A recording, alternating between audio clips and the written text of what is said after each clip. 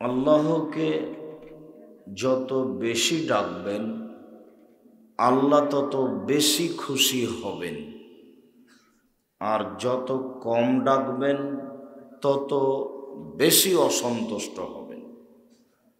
মানুষের গতি আর আল্লাহর নীতি এক নয়, এটা বিপরীতমুখী।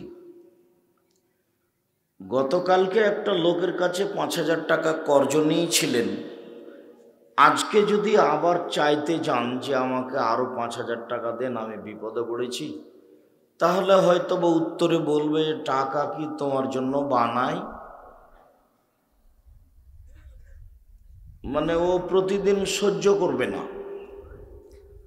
আর যদি এই কথাটা আপনি আল্লাহকে বলেন, তাহলে একবারকে পরের দিন কেন, যতবার বেশি বলবেন তত খুশি তিনি। আবু হুরায়রা রাদিয়াল্লাহু তাআলা আনহু বলেন, রাসূল সাল্লাল্লাহু আলাইহি ওয়াসাল্লাম বলেছেন, লাইসা শাইউন আকরামা ইনদাল্লাহি মিনাদ দুআ। আল্লাহর কাছে চাওয়া কাজটা আল্লাহর কাছে যত প্রিয়, পৃথিবীর কোনো ইবাদত আল্লাহর কাছে তত প্রিয় নয়। হজও একটা বড় ইবাদত।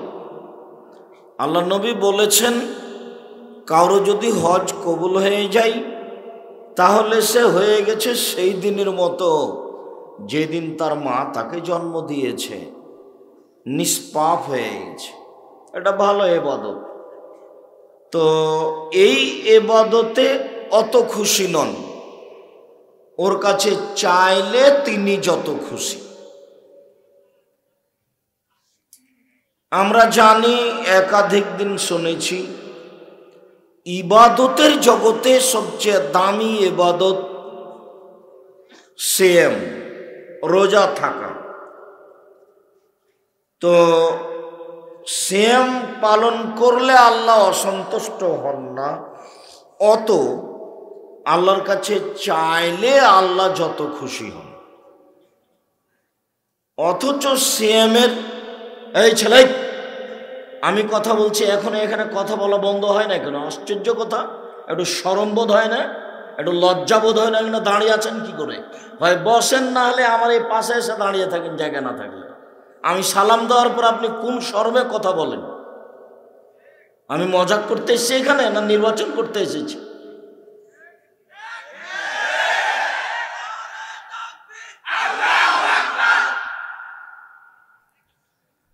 আর আমি ওই উপস্থিত অত সাড়াও ভালো লাগে না। কেননা তুমি সাড়া দিচ্ছ, তোমার মাই তো এখানে ছোট ব্লাউজ পরে বসে আছে, তো তুমি সাড়া দিয়ে আমাকে কি বুঝাতে চাচ্ছ? নিজেকে খুব শক্তভাবে পরিষ্কার হতে হবে। তুমি, তোমার বাপ, তোমার মা। তোমার বাপ ওই যে দোকানের সামনে টুপি মাথায় দিয়ে বসে থাকে, আর ওখানে ল্যাংটা মেয়ে নাচে। প্রায় দোকানই হচ্ছে টিভি দিয়ে চলে।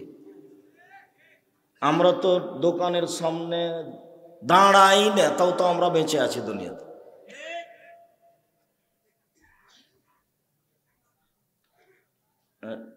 এইভাবে সাড়া দিবেন না, আমার কথা কি বুঝেন না নাকি? চুপচাপ বসে এক খেলে চেয়ে থাকতে হবে।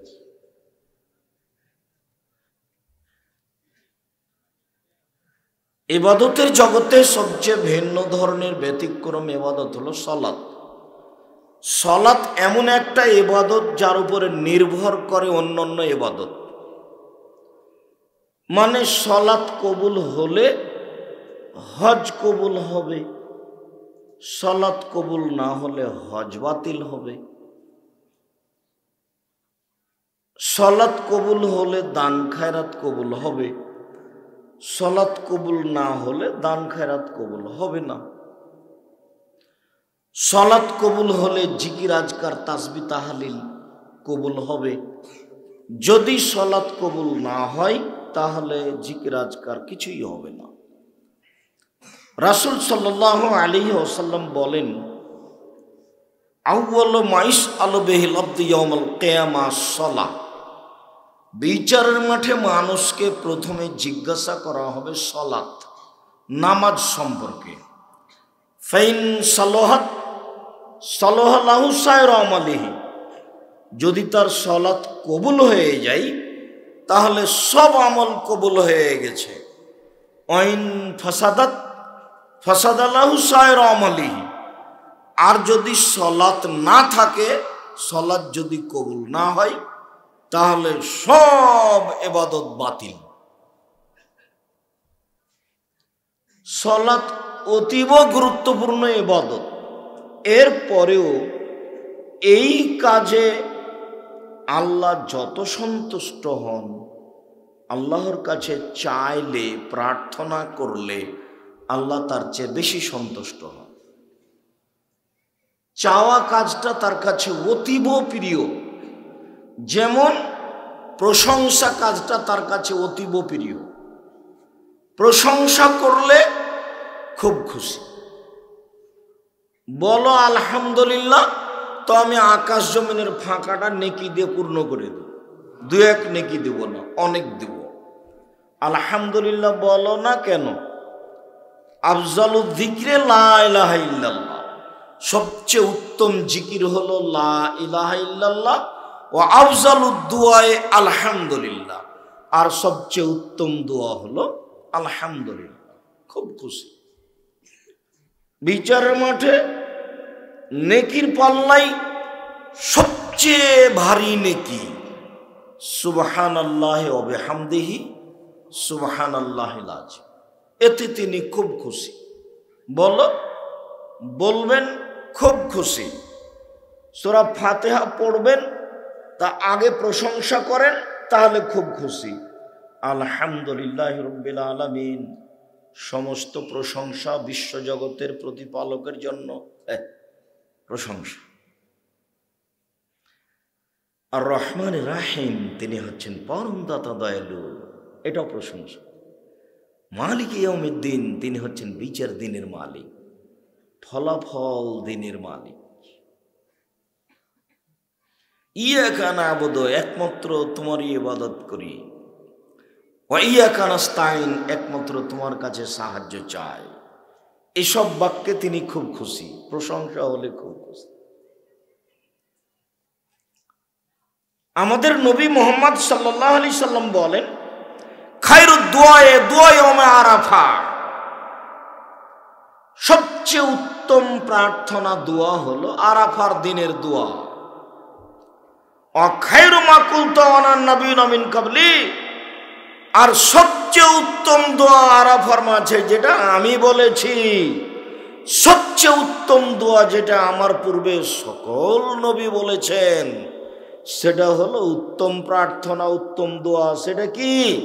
লা ইলাহা ইল্লাল্লাহু ওয়াহদাহু লা শারীকা লাহু লাহুল মুলকু ওয়া লাহুল হামদু ওয়া হুয়া আলা কুল্লি শাইইন কাদির। রাসূল সাল্লাল্লাহু আলাইহি সাল্লাম বলছেন, সবচেয়ে উত্তম দোয়া আরাফার মাঠের দোয়া। সবচেয়ে উত্তম দোয়া যেটা আমি বলেছি, সবচেয়ে উত্তম দোয়া যেটা আমার পূর্বে সকল নবী বলেছেন, সেইটা কি? সেটা হলো লা ইলাহা ইল্লাল্লাহু ওয়াহদাহু লা শারীকা লাহু লাহুল মুলকু ওয়া লাহুল হামদু ওয়া হুয়া আলা কুল্লি শাইইন কাদির। লা ইলাহা ইল্লাল্লাহ, আল্লাহ ছাড়া কোনো মাবুদ নাই। ওয়াহদাহু লা শারীকা লাহু, তিনি এক, তার কোনো শরীক নাই। লাহুল মুলকু ওয়া লাহুল হামদু ওয়া হুয়া আলা কুল্লি শাইইন কাদির, প্রশংসা তার, রাজত্ব তার, একচ্ছত্র ক্ষমতা তার। এতে তিনি খুব খুশি। প্রশংসা করা হলো যে একবারে একক বলে ঘোষণা দেওয়া হলো, খুব খুশি। প্রশংসা করলে খুব খুশি, প্রশংসা করলেও খুব খুশি, আর চাইলেও খুব খুশি। তো আজকে আমাদের চাওয়া হবে প্রশংসা সহকারে। তাই তো রুকুতে গিয়ে যখন আপনি বলেন সুবহানাকা আল্লাহুম্মা রাব্বানা ওয়া বিহামদিকা আল্লাহুম্মা গফিরলি, তোমার প্রশংসা সহকারে তোমার পবিত্রতা বর্ণনা করছি, আমার একটা কথা শোনো, আমাকে ক্ষমা করে দাও।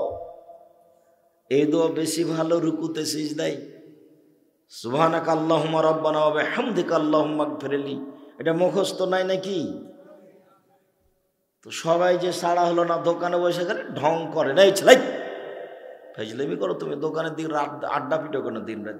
তোমার তো বড় মোবাইল কেন? দিন রাত মোবাইলে তোমার ল্যাংটা মেয়ে না আছে, আর তুমি দেখে চক্ষু ঠান্ডা করো বেটা, কলিজা ঠান্ডা করো, এ দিয়ে জান্নাত কিনতে চাও, সব দোয়া এমনি ভুলে যাবো। ওই ল্যাংটা মেয়ে ওই তোমাকে ধ্বংস করেছে, তোমার বাপকে ধ্বংস করেছে, তোমার মাকে ধ্বংস করেছে, তোমার বংশ ধ্বংস করেছে, তোমার জাতিকে ধ্বংস করেছে। ওই মোবাইল আজ থেকে পেশাব করে দাও, ফেলে দাও, দিয়ে পেশাব করে উঠে যাও। চাঁপাইনবাবগঞ্জে বক্তব্য দিচ্ছিলাম, তো বিবাহতে বরের সাথে মহিলারা যায়, তার নাম ডুলি বিবি, চাঁপাইনবাবগঞ্জ, ওর নাম ডুলি বিবি। তো আমি বললাম যে ডুলি বিবি শব্দটা ভুলে যেতে হবে, কি করে গো? ডুলি বিবি শব্দ আজকে পেশাব করে দাও, দিয়ে আর কোনোদিন এটা তোমরা ব্যবহার করবে না। বর যাবে মহিলা ছাড়া। 20-30 বছর পরে কে যদি বলে যে ডুলি বিবি, তখন আর একজন বলবে ডুলি বিবি তাই কি, এরকম যেন ভুলে যায়। যেমন মারিয়াম বলেছিল, মারিয়াম যখন সন্তান নিয়ে গ্রামে ঢুকলেন, তখন জনগণ বলল, ছি ছি ছি ছি ছি, তোমার বাপ তো ভালো মানুষ ছিল, তোমার মা তো ভালো মানুষ ছিল, তুমি অবৈধ সন্তান নিয়ে বাড়িতে ফিরলে, জেনার সন্তান নিয়ে। তখন মারিয়াম তো বেকায়দায়, তখন মারিয়াম হাত দিয়ে ইশারা করে দিলেন, আমি কথা বলবো না, কোলে যে বাচ্চা আছে সেই কথা বলবে। তখন ঈসা আলাইহিস সালাম বললেন, আমি হচ্ছে আল্লাহর বান্দা, আমি নবী। রাসূল সাল্লাল্লাহু আলাইহি সাল্লাম বললেন, কামলা মিনা রিজালে কাসীর ওয়ালাম ইয়াকমুল মিন নিসা ইল্লা সালাসা, পৃথিবীতে বহু মানুষ বড় বড় মর্যাদা পেয়েছে, বড় বড় জান্নাত পাবে, মহিলারা তেমন বড় বড় জান্নাত পাবে না, মাত্র 3 জন। এক, বিনতে ইমরান, ইমরানের মেয়ে মারিয়াম। 2, ইমরাত ফিরআউন, ফিরআউনের স্ত্রী আসিয়া।